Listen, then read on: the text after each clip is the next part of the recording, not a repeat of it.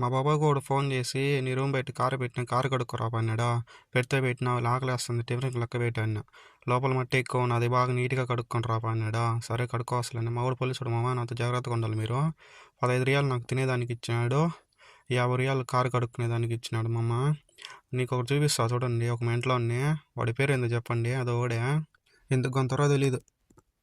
Car సర్వీసింగ్కి పోకుండా దోశలు ఇడ్లీలు తినేదానికి వచ్చిన 2 ఇడ్లీలు 2 కారం దోశలు కింద పెట్టినాడు. భలే అంటే భలే ఉన్నాయి మామ. మెత్తగా రవ్వ ఇడ్లీలు కానీ ఒక చాయ్ తీసుకున్నా. ఇంకా పోతా నేరుగా కారు ఎత్తుకొని సర్వీసింగ్ సెంటర్ కాడికి వచ్చేసి లోపల కారు పెట్టేసినామంటే కారు పైకి లేపి కింద నీళ్ళు బాగా కొడతాడు. 50 రియాలు బిల్లు రాపించుకుని వేసిన. నీళ్ళు చూడండి వాడు ఎట్ట కొడతాడు. మన కేరళ వాడంట. పక్కనే వెయిటింగ్ హాల్ ఉంటుంది కస్టమర్స్కి.